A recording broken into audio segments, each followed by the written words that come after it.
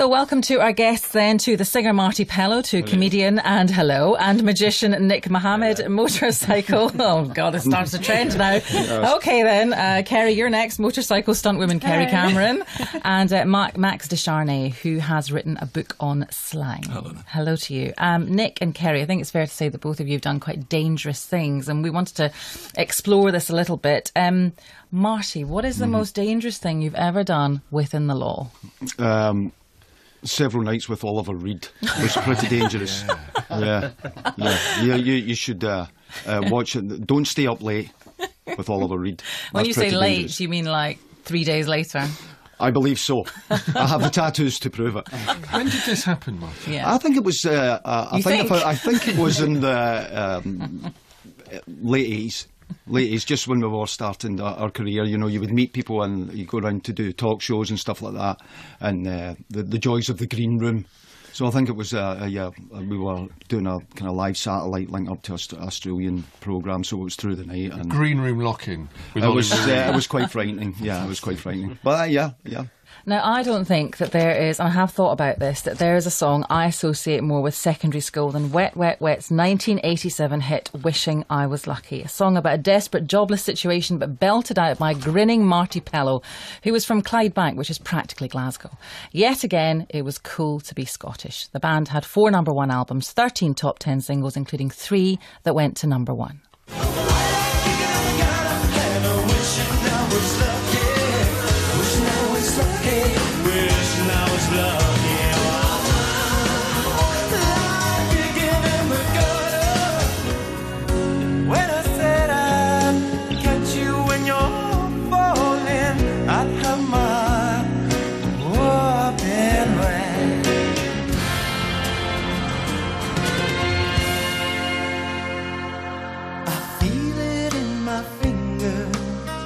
I feel it in my toe.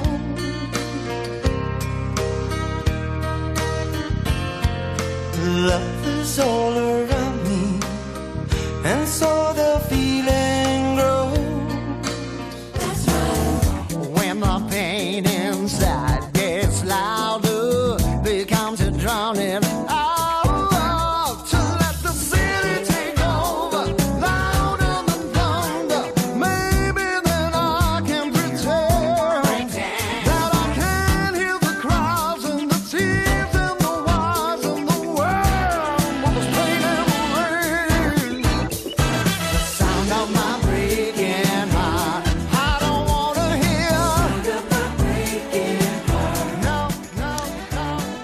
That was The Sound of My Breaking Heart, the current single. Marti, of course, moved on to solo performing in musical theatre, starring in Chicago and Chess, among others, and now he's back with a new album and UK tour, Mysterious. You're still going strong, you're still pretty successful. So what were you, do you think? Do you think you were lucky, or do you think you were clever?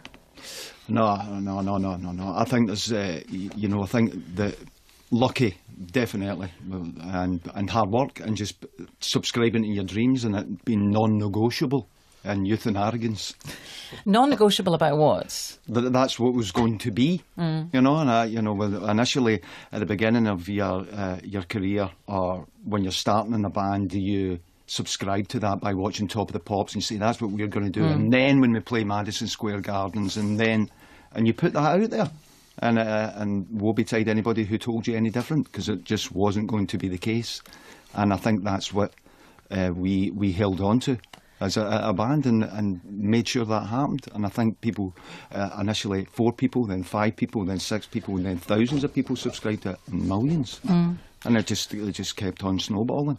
When you listen to, you know, all the hits over the years that we just played there, how would you describe your style, and how has it changed 20 years on? Well, I don't think it has, really. I mean, I think that you get a little bit more zoned in your craft. You know, you got your bag of tricks or your tools, and you know how to solve certain problems with songs or whatever.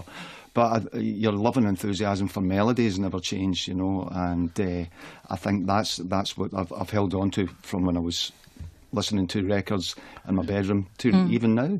I mean, it was quite poppy, the initial sound, very much so. and you know, which I loved, and now it's kind of more R&B, more kind of soul-y. Was that the kind of music that you were always attracted to? Yeah, you know, it started when I went to Memphis and worked with Willie Mitchell in the mid-80s.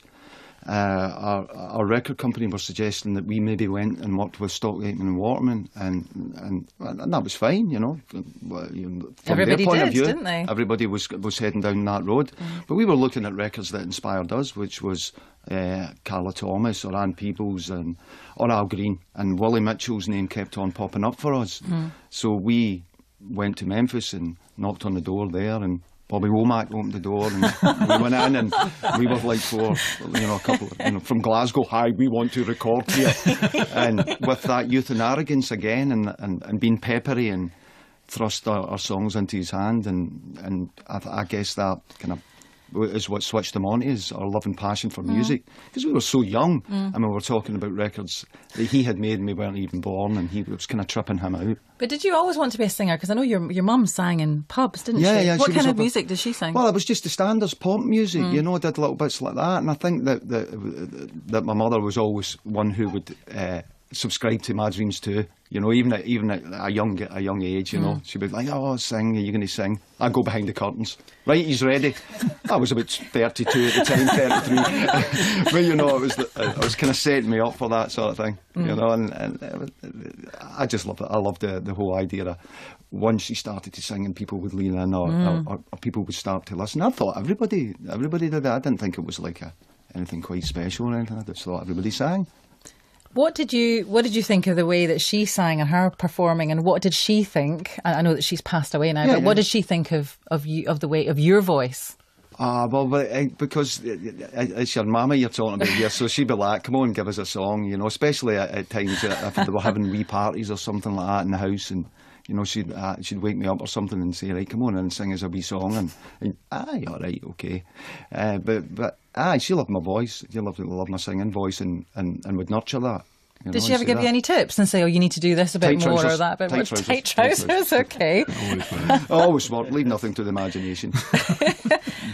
Is it true that you are quite, because you don't seem that way, you're quite a shy person, or you went through a shy period? Because I read somewhere that when you went to America and you were doing loads and loads of radio interviews, sure, you got Tommy Cunningham to be you. Oh, Tom will do that at a drop of a hat. Yeah, you know. So that was just a prank, not a shyness. Well, no, that wasn't really. I was probably being difficult, probably. And I guess on the other end of the phone, you've got a Scotsman rolling his R's. It's like, yes, Marty. Yes, it is. Yes, I'm Marty. I have red hair. I'm from Scotland. The picture kind of looks about right. But he's a sweetheart.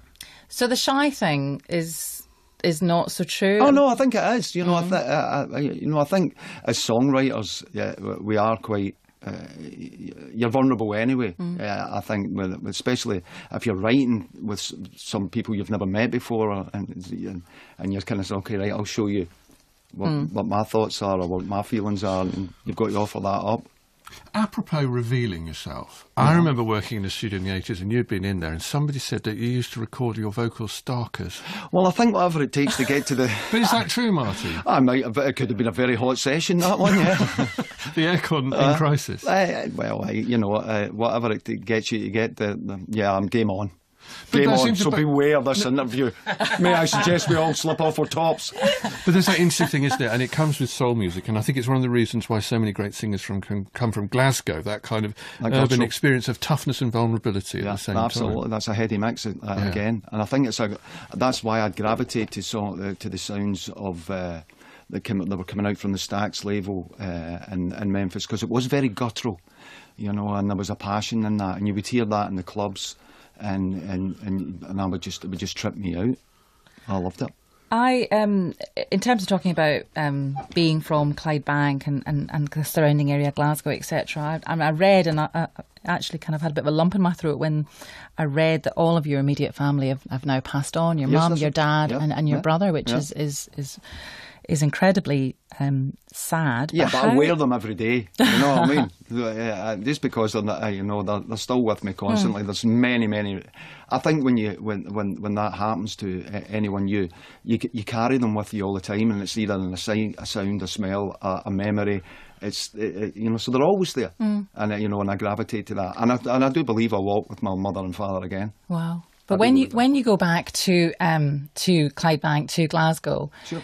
What kind of connection has that connection changed now because all your immediate family have passed on? Or what kind of connection do you have? I go back to Glasgow and I spend I constantly walk about and there's bits of the city I remember and there's bits of the city that are popping up that I don't recognise. But I have all my haunts. Every time I go back to Glasgow, you know, I have to go to the University Cafe in Byres Road and I must have mince and tatties. And then I must have fish and chips from this shop here. And, you know, so, yeah, my heart, I really feel it in my heart quite literally. But, you know, so, I love the city of Glasgow. It's been, and it's got some of the best architecture that I've ever saw. Victorian architecture. My father was in the building trade and he would take me around. We would walk around the city and he would switch me on to people like Alexander Greek Thompson, the architect, and you know, obviously Charles Rennie Mackintosh, and he would look at these beautiful buildings and be in awe of the work that they did, and that's still prevalent in Glasgow at the moment. You can still see those buildings. I'm glad to hear that you've retained your accent, but what is it like when you're working in America? Easy. I mostly use the gift of mime. So you imagine me in Memphis. It's yes, especially if I get excited. Adapt. You must have to adapt. Yes, I do. I really do. And even you know, when I work a lot in America with a lot of musicians over there, and they just. Yeah, Marty, sure, good. Because when I get passionate or excited about the music, and you know, I can't help but roll my R's or speak even quicker. But do people identify it as Scottish? Unmistakably, yeah, unmistakably. And if they don't, I will tell them. Yeah, it's like, well, I remember the first time being in Memphis, and you know, and you got TVs and stuff like that there. Like, you know, I merely have to flag it up that we did invent them out of boredom. You know. But lots of American popular music has its origins, doesn't it? Music that went out with settlers from Scotland and Ireland. Well, yeah, you look at that whole the whole transatlantic crossing, you know, and especially in the Appalachian Mountains and stuff like that. You know, with the fiddles and that whole fusion round about New Orleans and with the Cajun music, the Celtic music. I mean, the first time I ever heard "Parcel of Rogues" by Robbie Burns being spoken so gutturally and passionately was in a bar just outside Arkansas. Really? By a black man who stood up and proceeded to say "Parcel of Rogues."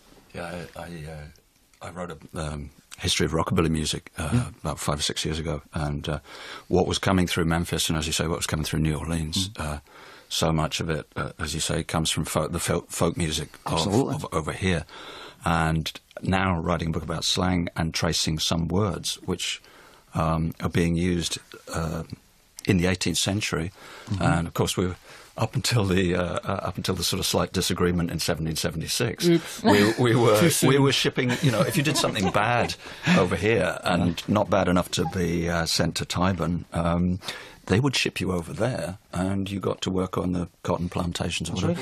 So if you've got a word, if you're a thief, and you're calling breaking into a house cracking a crib, then you get off the boat at the other end and you still call it that. So you see some of those words then showing up in blues songs in the 20s, and then Al Capone's people are using them as well. So Jimmy Cagney, playing a gangster, is using those things. So some of those words are coming back here, and both in terms of people watching Hollywood films, but also listening to jazz records and blues records. And people mistake them sometimes for, oh, that must be an American word. Even to this day, with some of the rap language, is actually 18th century underworld slang from over here. Well, I refer to my house as a crib. I don't know about you. Yeah. Marty, for the moment, thank you. Lots more to talk about. Musicals, painting and decorating. I need a few tips from you. Well, I'll come over and price the job, no problem. Any other questions that you've got for Marty, you know where we are. Saturday Live at bbc.co.uk is the email address, or you can text us on 84844. And the single that you heard at the beginning, The Sound of My Breaking Heart, is out now. Details about his forthcoming album Mysterious and tour, you can find that on our website. Right, loads and loads of emails. Marty, lots of questions for you. The most important question from being in Memphis in the 80s is whether you prefer wet or dry barbecues. Well, you see, this is a big question there. You have Rendezvous, which is famous, a very famous rib joint, which is a dry rub, and then there's Porky's, which is wet ribs. What does that mean? It's just more basting, a lot more sauce driven, but they use dry herbs and slow cook the ribs in Rendezvous. So which one do you prefer? I prefer dry. You dry? I dry, okay. because There I've you been go. Memphis in May, that big massive barbecue, and you get like 10,000, 20,000 people coming in and just do a big massive cookout, and then you'll have the play concerts there. I saw Sonic Youth there with Bob Dylan, a nice combination. And so it's very, very random, but I mean, musical use of Bob Dylan, that would be good too. No, then you want pass the barbecue on the right hand side. Here's another quick question for Rebecca and Balam. Now you're famous in playing big venues like the Palladium. Which small venue in the UK did you like the most from the past?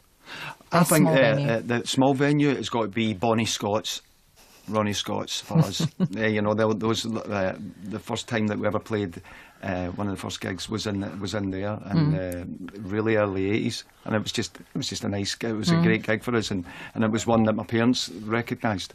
So when I said I was playing Ronnie Scott's, it made me feel as if I was doing. Marty, you've made me very hungry. I'm going down to the canteen straight after the programme. Heading to the canteen. Goodness knows what they rub on the food down there, though. Maybe try it on your shoulder, see how you go on with that. And thank you for getting in touch. A lot of questions for you, Marty. I've got to be careful about which ones I pick here. Filter. Well, that's family for you. Filter. I'm going to read this one out anyway, but I will have to paraphrase it a little bit. Oh dear. Where has it gone? I've lost it now. That's good. Yeah, we saw Marti Pellow in The Witches of Eastwick and were blown away. He made the show so special. We went thinking it was going to be a good show, but the star was there because of his pop star status and his talent. How wrong we were. A tour de force by Mr. Pellow that was deserving of a theatrical award. I suppose what I wanted to ask you really was why musical theatre? I know you've been very successful at it, but where did that come from? Exactly. Where did that one come from? I was doing a night at the Albert Hall for the Teenage Cancer Trust for Pete and Roger, and I had a guest come on and sang with me that night. It was Ruthie Henshaw, and there was a couple of producers in the audience from Chicago, the musical, and they looked at the picture and thought the picture maybe looked right, and they came back and said, "Have you ever thought about musical theatre, or would you be interested in in doing playing the part of Billy Flynn in Chicago?" And of which I said, "Well, I never saw the piece."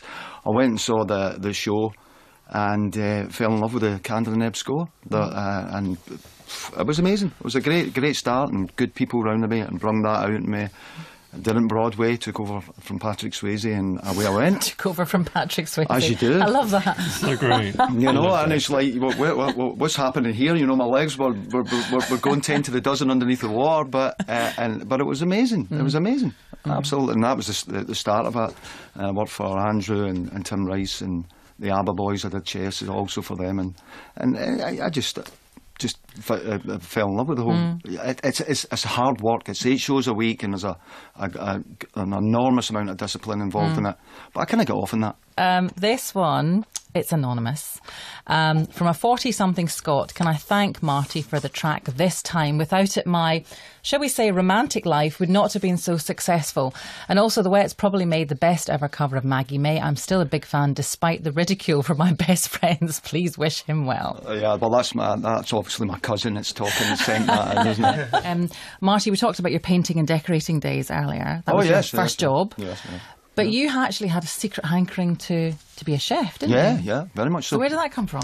I think it was from my mum and my granny, preparing me for life, unfolding. You have to learn how to cook a meal, or and so they would show me how to do some of the dishes that we ate around the table. And I think that just anything that I equate food to harmony, really. Anything that gets people round the table and talking and food's a catalyst for that. And that started my love of cooking. So when you in your kind of heady, crazy days of world tours and everything, probably not much cooking was done. But what about these days? Do you rustle up? You say that, but on the road, you have your caterers that come with you, and and you got stuck in. Aye, but, well, you know, we'd always talk passionately about food or the produce in the areas you were in, especially if you're travelling, you know, Portugal or Spain. Or Could you deep fry a Mars bar on tour? Oh, I can't believe you went there. Well, the cornerstone of every nutritional diet, my good man. You know, if it moves in the west of Scotland, fry it. I wonder what that tastes like fried. I'm in Glasgow in a couple of weeks. I'd like to apologise to the people of that great city. Yeah. Well, I should say, someone has said it, chuckling as Aasmah Mere's accent drifts towards Clydebank while she chats to Marti Pellow. That comes from Daigud. It does, so You does are not. getting a bit more Ouija. I can hear it. I can't help it. No, of course, why should you? enjoy it, roll your arse. I roll my R's all the time. And just this final email from Mark and Helen Fish. The most dangerous thing we ever did was seeing Wet, Wet, Wet play live in Sheffield as VIPs. Then to emerge from the after-show VIP suite to face throngs of screaming fans who demanded we tell them where the Wets were staying in Sheffield. The answer, we just don't know, didn't meet with huge approval. We had to run. Well, listen, that is it for today. Thank you to all our guests, to Marti Pellow, to Kerri Cameron, to Max Descharnay, Nick Mohammed, Annabelle Dunstan and her mother Monica, of course, Paul McKenna, and to you for listening. And remember, and we really do mean this, do send your interesting life stories and experiences to us. The email is saturdaylive@bbc.co.uk. We are back next week with, among others, the singer Una Healy. Until then, goodbye.